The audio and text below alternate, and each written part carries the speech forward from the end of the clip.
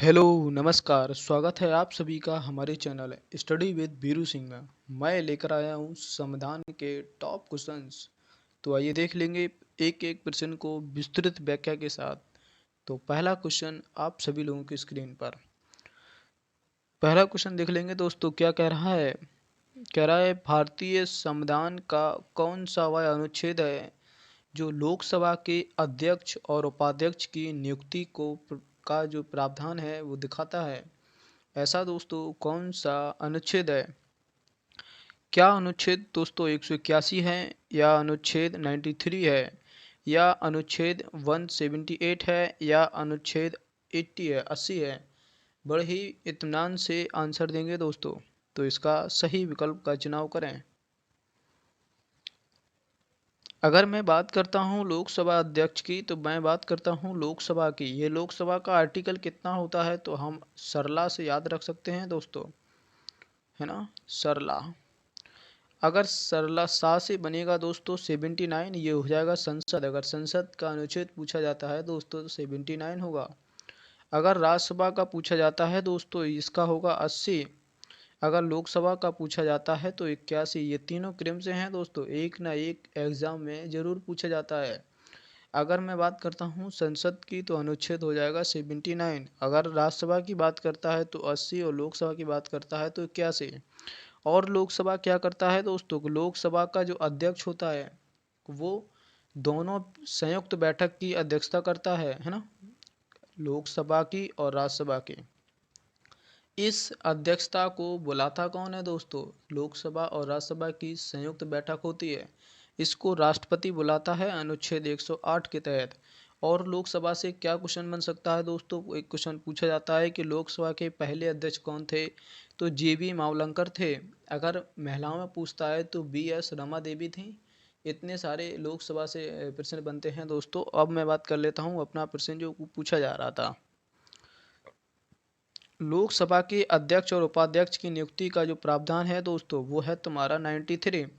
बात अगर यहाँ से विकल्प नहीं बनता है तो ऑप्शन को काटना शुरू कर दीजिए। लोकसभा का अनुच्छेद बनता है दोस्तों 81 और राज्यसभा का अनुच्छेद बनता है 80। और अगर ये दो विकल्प नहीं होंगे तो अब बाकी के ये दो विकल्प बचते हैं, आप देख सकते हैं इन दोनों को लगा के। फिलहाल क्वेश्चन नंबर अगला देख लेते हैं और इसका सही विकल्प होगा दोस्तों बी। क्वेश्चन नंबर अगला देखते हैं। क्वेश्चन नंबर अगला देख लेंगे। सेकंड क्वेश्चन है, क्या कह रहा है दोस्तों, निम्नलिखित में से किस अधिनियम के द्वारा कलकत्ता में सर्वोच्च न्यायालय की स्थापना हुई है। ये बेहद ही इम्पोर्टेंट दोस्तों, कई एग्जामों में पूछा गया है ये प्रश्न। कलकत्ता उच्च न्यायालय की स्थापना कब हुई है और किस एक्ट के द्वारा हुई है, ऐसे ही प्रश्न पूछे जाते रहे हैं यहाँ से।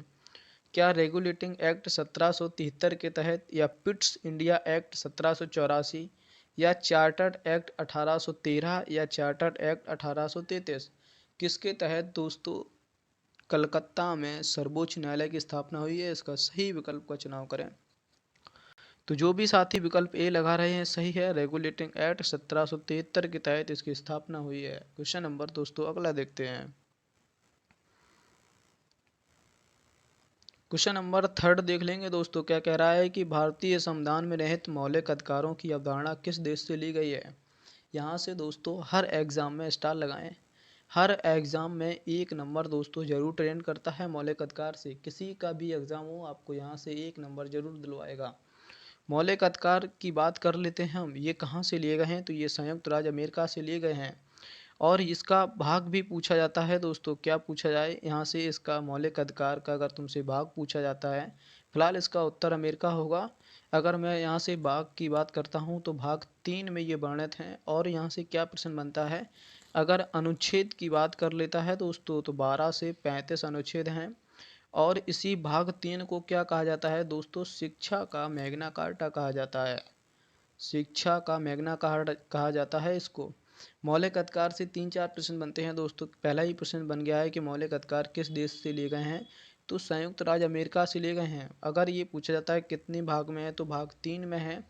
और अनुच्छेद पूछा जाता है तो 12 से 3 होते हैं। और इसी भाग 3 को शिक्षा का मैग्ना कार्टा कहा जाता है।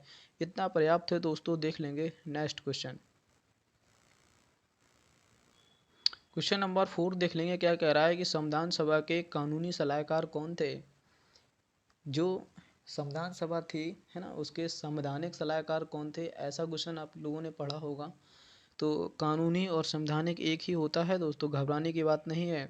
क्या राजेंद्र प्रसाद हैं, भीमराव अम्बेडकर हैं, BN राव हैं, KM मुंशी हैं।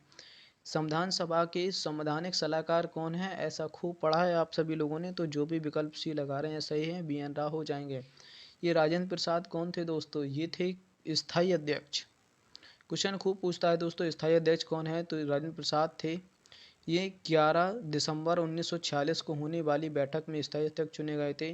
बाद में संविधान की अंतिम बैठक 24 जनवरी 1950 को इन्हें भारत का पहला निर्वाचित राष्ट्रपति घोषित कर दिया गया था। अब अम्बेडकर कौन थे, प्रारूप समिति के अध्यक्ष थे। यहाँ इसकी इनकी जो समिति थी उसमें 7 लोग थे। फिलहाल इतना पर्याप्त है और इसका सही विकल्प होगा दोस्तों CBN राव। क्वेश्चन अगला देखते हैं। क्वेश्चन नंबर क्या कह रहा है दोस्तों, 5 देख लेंगे। संविधान सभा की पहली बैठक कब हुई है। क्या 10 जून 1946 को, 9 दिसंबर 1946 को, 11 दिसंबर को, 26 जनवरी को। संविधान सभा की पहली बैठक कब हुई है, जो भी साथी विकल्प बी लगा रहे हैं सही है, 9 दिसंबर को हुई थी पहली बैठक। इसमें संविधान सभा ने निर्णय नहीं कर पाया था कि हम स्थायी अध्यक्ष बनाएं या अस्थायी बनाएं, किसे बनाएं। तो संविधान सभा में सबसे बुजुर्ग व्यक्ति थे जिनका नाम था सच्चिदानंद सिन्हा साहब। जो सच्चिदानंद सिन्हा साहब थे ये बहुत ही बुजुर्ग व्यक्ति थे संविधान सभा के, इसलिए इन्हें पहली बैठक में अस्थायी अध्यक्ष बनाया गया। जबकि दूसरी बैठक होती है 2 दिन बाद 11 दिसंबर 1946 को। राजेंद्र प्रसाद को दोस्तों स्थायी अध्यक्ष बनाया जाता है ना। तो फिलहाल इसका सही विकल्प होगा दोस्तों, वो हो जाएगा तुम्हारा बी, 9 दिसंबर 1946 को संविधान सभा की पहली बैठक होती है दिल्ली में। क्वेश्चन नंबर अगला देख लेते हैं। क्वेश्चन नंबर 6 देख लेंगे दोस्तों, बेहद ही कन्फ्यूजन वाला प्रश्न है लेकिन आता है एग्जाम में। भारत सरकार का संवैधानिक अध्यक्ष दोस्तों कौन होता है, संविधान का संवैधानिक अध्यक्ष कौन होता है। क्या राष्ट्रपति होता है, प्रधानमंत्री होता है, भारत का मुख्य न्यायाधीश होता है या महान्यायवादी होता है। इसको आंसर बड़े ही इत्मीनान से करेंगे, जिन साथियों का आंसर गलत होगा वो नोट भी कर लेंगे क्योंकि ये बेहद ही इंपॉर्टेंट है दोस्तों प्रश्न। तो जो भी विकल्प ए लगा रहे हैं और विकल्प सी की तरफ भी थोड़ा सा रुझान कर रहे हैं वो थोड़ा सा सावधान हो जाएं। संवैधानिक अध्यक्ष मतलब कानूनी जो अधिकारी होता है, कानून का जो संरक्षक होता है वो कौन होता है। तो जो भी साथी विकल्प ए लगा रहे हैं सही है, राष्ट्रपति इनका सही विकल्प हो जाएगा। क्वेश्चन नंबर अगला देखते हैं। और जो भारत का मुख्य न्यायाधीश लगा रहा है, अगर विकल्प में राष्ट्रपति ना होता तब उस स्थिति में इस विकल्प को सही कर सकते थे, लेकिन पहले ही मौजूद है और पहले विकल्प है राष्ट्रपति, इस वजह से हम उसको प्रायोरिटी देंगे। तो फिलहाल अपना जो आंसर हो जाएगा वो राष्ट्रपति हो जाएगा। क्वेश्चन नंबर अगला देखते हैं और इसका सही विकल्प होगा दोस्तों राष्ट्रपति। क्वेश्चन नंबर अगला देखते हैं। क्वेश्चन नंबर 7 देख लेंगे दोस्तों, क्या कह रहा है। संविधान दिवस कब मनाया जाता है दोस्तों, क्या 26 जनवरी को, 26 नवंबर को, 13 अगस्त को, 12 जुलाई को। 26 नवंबर 1949 को संविधान अंगीकृत किया गया था दोस्तों। इसी दिन 26 नवंबर को विधि दिवस के रूप में मनाते हैं, यानी कि संविधान दिवस के रूप में मनाते हैं और इसका सही विकल्प होगा दोस्तों बी। क्वेश्चन नंबर अगला देखते हैं। क्वेश्चन नंबर क्या कह रहा है, सर्वोच्च न्यायालय सुप्रीम कोर्ट के मुख्य न्यायाधीश को कौन नियुक्त करता है दोस्तों। सुप्रीम कोर्ट होता है, इसको कौन नियुक्त करता है, ऐसा प्रश्न है दोस्तों। क्या वो प्रधानमंत्री होते हैं, राष्ट्रपति होते हैं, उपराष्ट्रपति होते हैं, गृह मंत्री होते हैं। आप सभी लोग कर ले गए होंगे दोस्तों, क्योंकि मुझे आशा है इससे सरल क्वेश्चन पॉलिटी में नहीं हो सकता। तो ये राष्ट्रपति होता है, ये राष्ट्रपति मुख्य जो तुम्हारे न्यायाधीश होते हैं उनको शपथ दिलाता है। और इसका जो सही विकल्प होगा दोस्तों बी, राष्ट्रपति होगा। क्वेश्चन नंबर अगला देख लेते हैं। क्वेश्चन नंबर 9 देख लेंगे दोस्तों और इसको स्टार लगाएंगे दोस्तों, क्योंकि यहाँ से भी 1 नंबर जरूर टेंड करता है एग्जाम में। किसी का भी एग्जाम दे लेंगे दोस्तों, यहाँ से आपको 1 नंबर जरूर मिलेगा, कन्फर्म है दोस्तों। मैं सारे फैक्ट आज क्लियर कर दूंगा यहाँ से। संविधान सभा की 11वीं अनुसूची में क्या है दोस्तों। अगर पूछी जाती है कि मूल संविधान में कितनी अनुसूचियाँ थीं, पहला तो यही प्रश्न बनता है, खूब जोरों से पूछा जाता है, मूल संविधान में कितनी अनुसूचियाँ हैं दोस्तों, 8। अगर वर्तमान में अनुसूचियों की संख्या पूछी जाती है दोस्तों तो 12 हो जाती है। वर्तमान अगर शब्द जुड़ जाता है तो 12 और मूल शब्द जुड़ जाता है तो 8 हो जाएगा इसका आंसर। अब देख लेंगे 11वीं अनुसूची में क्या वर्णन है और किससे संबंधित है। क्या नगर पालिका से, है ना, पंचायती राज से केंद्र और राज्यों के बीच संबंध होता है। तो इसका सही विकल्प पहले बता देते हैं, तो ये हो जाएगा पंचायती राज से 11वीं अनुसूची, और नगर पालिका से है दोस्तों 12वीं अनुसूची, है ना। और केंद्र और राज्य के बीच जो संबंध दर्शाता है दोस्तों वो है तुम्हारी 7वीं अनुसूची, है ना। ये तीनों प्रश्न थे दोस्तों। अब मैं इनकी थोड़े से फैक्ट बता देता हूँ जो पूछे जाते हैं एग्जाम में। पंचायती राज कहाँ से दोस्तों शुरू हुई थी, तो ये हुई थी तुम्हारी नागौर जिला राजस्थान से। कब हुई थी दोस्तों, तो ये हुई थी 2 अक्टूबर 1959 को। तत्कालीन प्रधानमंत्री जवाहरलाल नेहरू थे उस समय, है ना।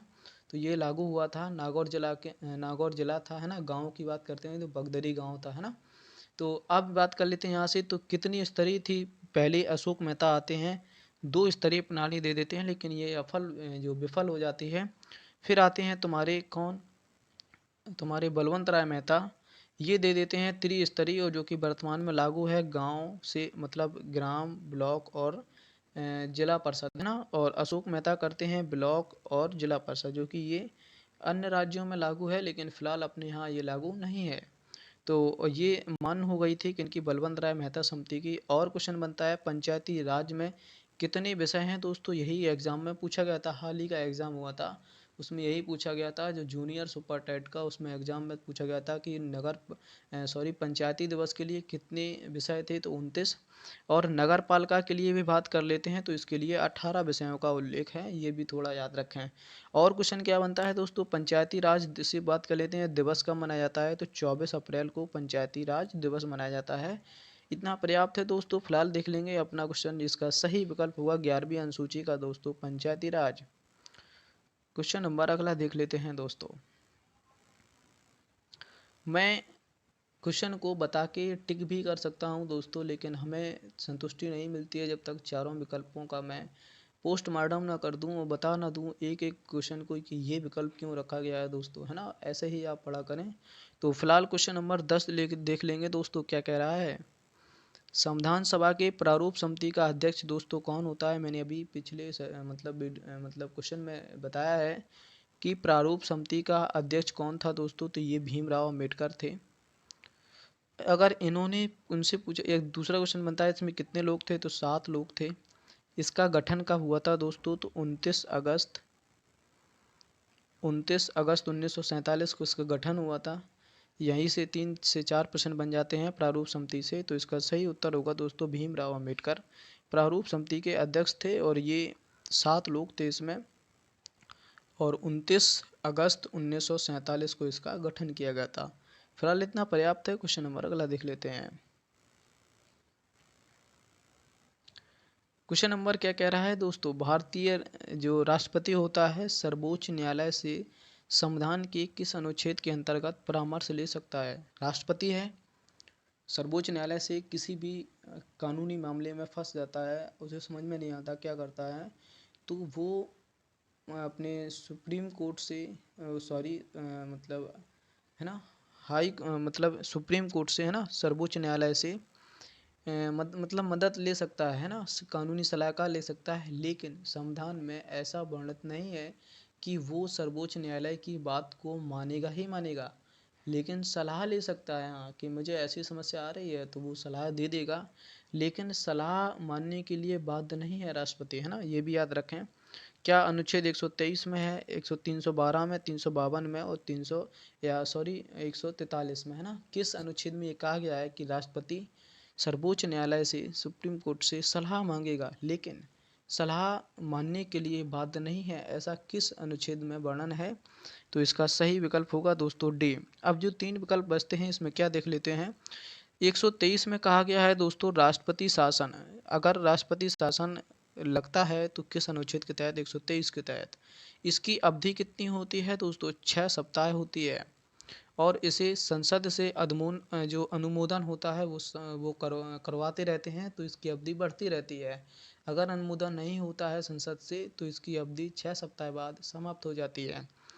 352 में क्या है, इसमें तुम्हारी अखिल भारतीय सेवाएं हैं। और 352 में दोस्तों क्या है, राष्ट्रीय आपात हैं, जो राष्ट्रपति 3 प्रकार से लगाता है, 352, 356 और 360, है ना।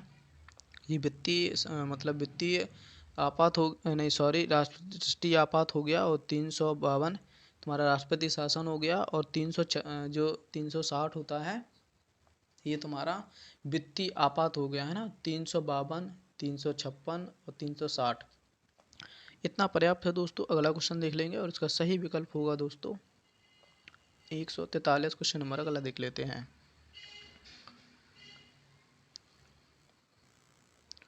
क्वेश्चन नंबर 12 देख लेंगे दोस्तों, क्या कह रहा है।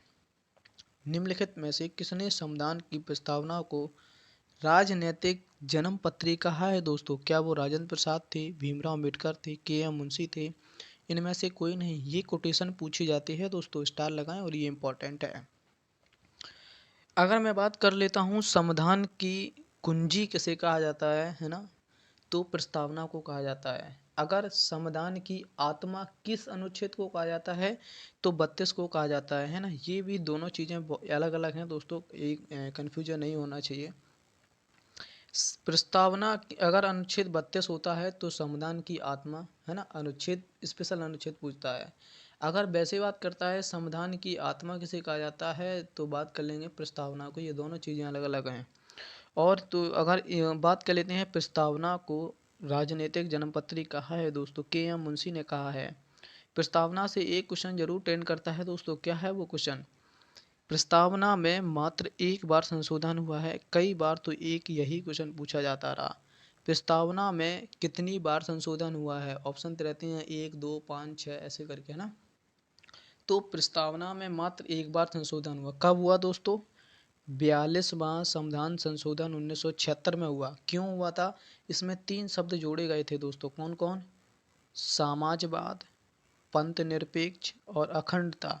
ये 3 शब्द जोड़ने के लिए दोस्तों प्रस्तावना में संशोधन किया गया था, और ये 3 शब्द जोड़ दिए गए थे 42वां संविधान संशोधन। इसी 42वें संविधान संशोधन को मिनी संविधान संशोधन की संज्ञा दी जाती है। अगर क्वेश्चन पूछा जाता है प्रस्तावना जो है ये कहाँ से ली गई है, तो ये अमेरिका से ली गई है। और प्रस्तावना की भाषा, ये दोस्तों कन्फ्यूजन वाली चीज़ें हैं। प्रस्तावना की भाषा पूछी जाती है तो ऑस्ट्रेलिया से, प्रस्तावना अमेरिका से। फिलहाल इतना पर्याप्त है और उसका सही विकल्प होगा दोस्तों C.K.M. मुंशी। अगला क्वेश्चन देख लेंगे। क्वेश्चन नंबर दोस्तों 13 देख लेंगे, क्या कह रहा है। भारत के किसी राज्य की विधानसभा में अधिकतम कितने सदस्य हो सकते हैं। क्या 400, 450, 500 या 550।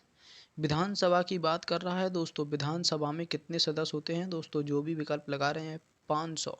ये 500 कैसे होते हैं दोस्तों, एक वर्ड लिखा हुआ है अधिकतम, ये अधिकतम होते हैं 500। और न्यूनतम भी पूछा जाता है दोस्तों। न्यूनतम की संख्या कितनी होती है, तो 60 होती है। एक दोस्तों होती है विधान परिषद है ना, विधान परिषद।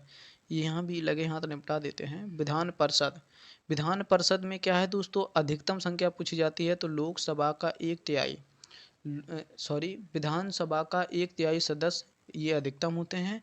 और न्यूनतम संख्या पूछी जाती है तो 40 हो जाएगी। वर्तमान में जो विधान परिषद है 6 राज्यों में है। फिलहाल इतना पर्याप्त है। क्वेश्चन नंबर अगला देखते हैं और उसका सही विकल्प होगा दोस्तों C 500। क्वेश्चन नंबर अगला देखते हैं। क्वेश्चन नंबर दोस्तों क्या कह रहा है कि राज्यपाल के पद पर जो नियुक्ति होती है उनकी न्यूनतम उम्र कितनी होनी चाहिए दोस्तों। कोई व्यक्ति है राज्यपाल बनना चाहता है तो उसकी न्यूनतम उम्र कितनी होती है। अगर आप मतदान करने जाते हैं, अगर आप मतदान करने जाते हैं, मतदाता हैं आप, तो आपकी उम्र पहले 21 वर्ष थी। आज आप 18वीं वर्ष में हो जाते हैं तो आप वोट डाल सकते हैं। ये किस संविधान संशोधन द्वारा हुआ था। बेहद ही इम्पोर्टेंट ये संशोधन है, कई परीक्षाओं में पूछा जाता है। पहले आप 21 वर्ष में वोट डालते थे, लेकिन आज आप जैसे ही 18 वर्ष के होते हैं तो तुरंत वोट डालने लायक हो जाते हैं। ये किस संविधान संशोधन द्वारा हुआ है, तो दोस्तों 61वां संविधान संशोधन 1989 के तहत हुआ है दोस्तों। 61वां संविधान संशोधन 1989 के तहत। ये डेट बहुत याद रखें, इंपॉर्टेंट है। अगर आप लोकसभा अध्यक्ष बनना चाहते हैं या लोकसभा के सदस्य बनना चाहते हैं तो 25 वर्ष हो गए। अगर आप क्या बोलते हैं उसको, राज्यसभा के लिए नामित होना चाहते हैं तो 30 होगी। और आप राष्ट्रपति बनना चाहते हैं तो 35 होगी। और राष्ट्रपति राज्यपाल के लिए 35 आयु निर्धारित है। तो फिलहाल इतना पर्याप्त है और इसका सही विकल्प होगा दोस्तों 35 वर्ष। क्वेश्चन नंबर अगला देख लेते हैं। इस सेशन का दोस्तों लास्ट प्रश्न है ये, और मैंने पूरी वीडियो में कहीं भी लाइक या सब्सक्राइब के बारे में बात नहीं करता हूँ दोस्तों। अगर आपको मेरी थोड़ी सी भी मेहनत अच्छी लगती है तो आप चैनल को सब्सक्राइब करें ताकि आने वाली वीडियो समय से मिल सके। तो देख लेंगे दोस्तों, इस सेशन का लास्ट प्रश्न है, राज्यसभा की पहली बैठक कब हुई है? 13 मई 1952, 17 मई 1952, 13 मई 1951, 26 जनवरी 1950। ये 26 जनवरी दोस्तों देख लेंगे क्या है, यहाँ पे अपना संविधान पूर्ण रूप से लागू किया गया था 26 जनवरी 1950 को। 13 मई 1952 जो भी साथी विकल्प लगा रहे हैं ये उनका विकल्प सही हो जाएगा। 13 मई 1952 जिन साथी का विकल्प है वो सही हो जाएगा। तो ये सेशन का लास्ट प्रश्न था दोस्तों। अगर आपको थोड़ी सी भी मेहनत अच्छी लगती है तो चैनल को सब्सक्राइब करें। आज के लिए इतना पर्याप्त है दोस्तों, तब तक के लिए आप अपना और अपना ख्याल रखें। तो